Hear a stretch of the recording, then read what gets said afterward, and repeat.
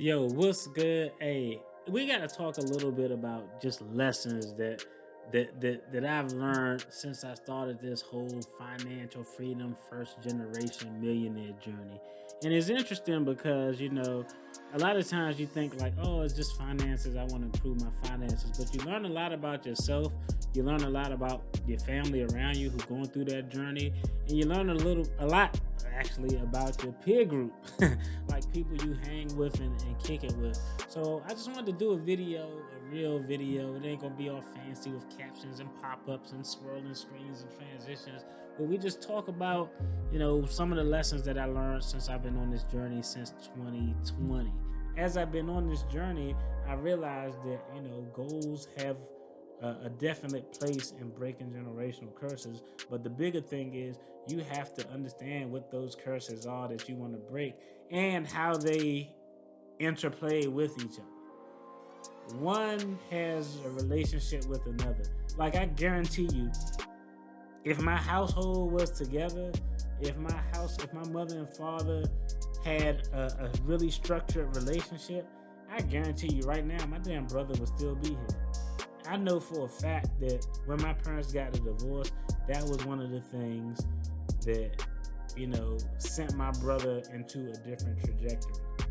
So that's where the importance of you got to not only identify the curse, you got to understand they compound on one another. If the family unit isn't together, if there's not a strong male presence in the household, now you're increasing the probability that your children, the people in the house, may have some contact with law enforcement, not in a good damn way. Now that you got, that family unit isn't strong, now you got criminal felonies and things working against your record. How the hell you think the finances is going to look? The finances is going to be problematic because finances, one, is maybe a one income household or a household that doesn't have enough income to sustain and do what it need to do. Two, now you got family members in the household who got felonies who can't really make a adequate wage to contribute to help the household in general.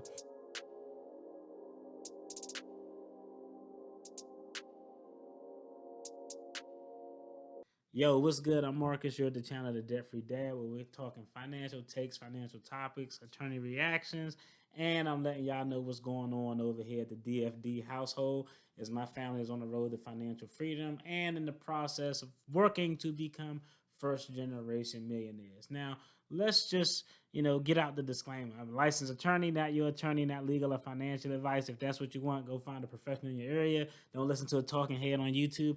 Okay, now that disclaimer is out of the way, I wanted to talk a little bit about this financial freedom first generation millionaire journey that I'm on. Now, y'all who watch the channel, y'all are familiar with it. If you're new to the channel, this is your first time. Hey, thanks for watching, and thanks all of my returning viewers. But definitely subscribe to the channel, like the video if you get anything out of this content. This whole journey, this is the recap. This whole journey started when I had a ruptured brain aneurysm and I sat in the hospital for a couple of weeks. After having three surgeries over a 2 or 3 month period, the only thing I thought about in the hospital was, you know what? We could be doing a little bit better with my finances. Right? Maybe we could get our finances a little bit better. We weren't the absolute worst, but we were lollygagging. We were like going on 2, 3 vacations a year. We was just kind of wilding out. Now we still contributed and did the bare minimum, but we had come from a stage where we were underemployed and didn't have enough.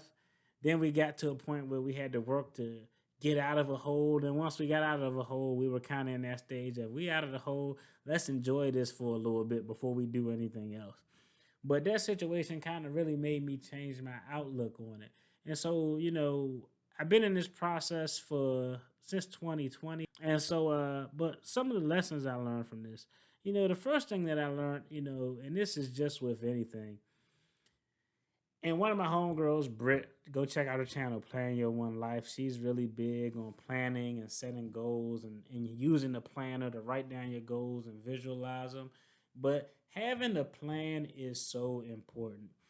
A lot of times we try to get things done and we just are real broad and real vague. I want to get out of debt.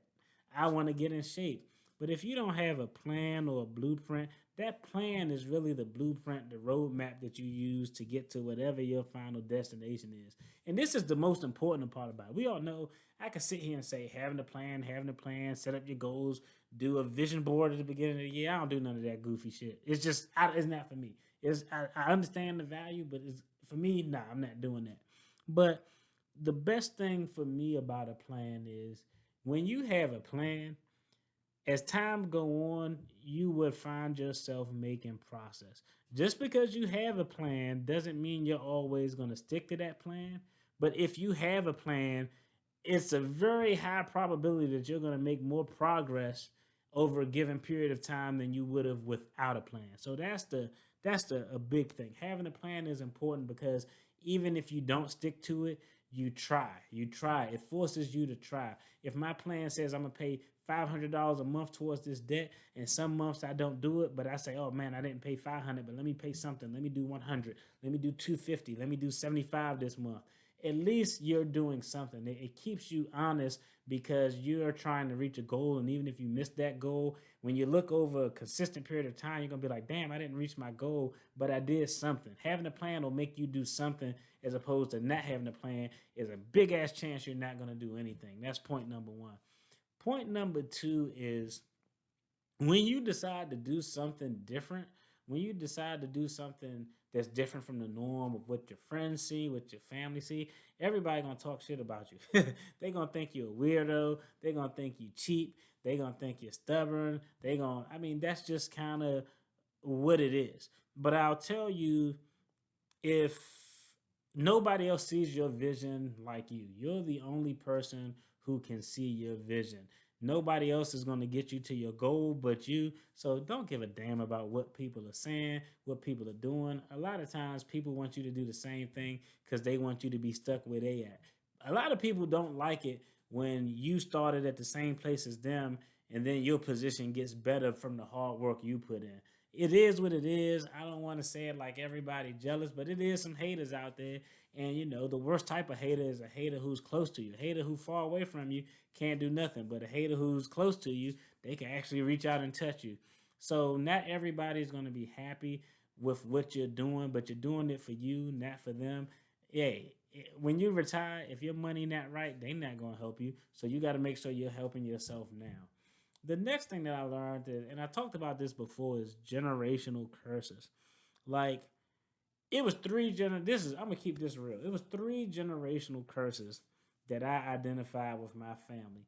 Two of which directly relate to the third generational curse, which is not having your finances in order. Okay, generational curse number one that I clearly noticed with my family: people who get married do not stay married. I could look across the full spectrum of my family members, and we got some. There's a few who hung in there. Not many, a few, maybe two. I could think of one, two, three. I can maybe think of three family members who got like 30, 40 years in the game. I mean, some folks tried to hold on. Hey, shout out to my parents. They held on for about 15 years, which is damn good. But, the first curse I identified is that families aren't a collective unit in my typical, family history. So that was one thing where I was like, nah, the hell with that. I want to make sure no matter what that I'm in the house with my kids. And I'm not saying if you aren't in the house with your kids, you can't be a good father because my father did the best he could. My pops was dope. I got great memories and he wasn't there. But for me, I want to be able to put my thumbprint on my kids by being there and just having them there. I want those constant memories. I want that constant interaction. So that was the first thing I realized that I want to do. The second curse that I identified with my family, that runs in my family, is coming in contact with the criminal justice system. Now, let's just think about this. With those two things, what do you think the third curse that I seen in my family was? Marriages don't work. And the second one was people getting in contact with the criminal justice system. Clearly, if you got those two things, your finances are going to be jacked up. So that was the third. Marriages don't hold up. People get in contact with the criminal justice systems on the wrong damn side of the law. Those two, when you got those two things working for you, it's a high probability that your finances is going to be jacked up. Finances was the third one.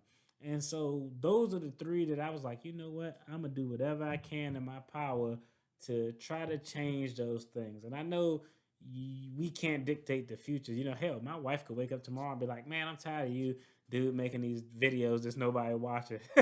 So, and so I get it. It is what it is. Sometimes circumstances happen, and you have to do the best. And I'm not saying you can't succeed with two of those things, but those two things directly correlate to finances. The number one indicator of wealth is marriage. The number one indicator of poverty is divorce, because you lose your drawers most times when you go through divorce.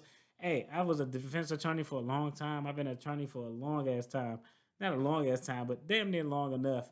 If you get caught up in the criminal justice system, your options for an income are very small. A lot of times you got to start your own business, find somebody who's willing to give you a shot, and depending on what your offense was, I mean, it could just be problematic. So that's those are the three things that I identified that I wanted to change. So as I've been on this journey, I realized that goals have a definite place in breaking generational curses. But the bigger thing is you have to understand what those curses are that you want to break and how they interplay with each other. One has a relationship with another. Like, I guarantee you, if my household was together, if my mother and father had a really structured relationship, I guarantee you right now, my damn brother would still be here. I know for a fact that when my parents got a divorce, that was one of the things that, sent my brother into a different trajectory. So that's where the importance of, you got to not only identify the curse, you got to understand they compound on one another. If the family unit isn't together, if there's not a strong male presence in the household, now you're increasing the probability that your children, the people in the house, may have some contact with law enforcement, not in a good damn way. Now that you got, that family unit isn't strong, now you got criminal felonies and things working against your record. How the hell you think the finances is going to look? The finances is going to be problematic because finances, one, is maybe a one income household, or a household that doesn't have enough income to sustain and do what it need to do. Two, now you got family members in the household who got felonies, who can't really make a adequate wage to contribute to help the household in general. So they all build on top of each other. So you got to identify them. You got to understand how they work and how they interplay together. And you got to come up with a plan on how to kind of, you know, come up with a plan on how you can attack each one. If I can stop this one, by default, I stand a chance of correcting this one. And I think the last thing, and I could go on this list all day, but the last thing I learned, while doing this journey is you can't deprive yourself of too many things. You know what I mean? Like, I know a lot of guys, y'all, especially if y'all finance folks, y'all hear beans and rice, rice and beans, all of that stuff.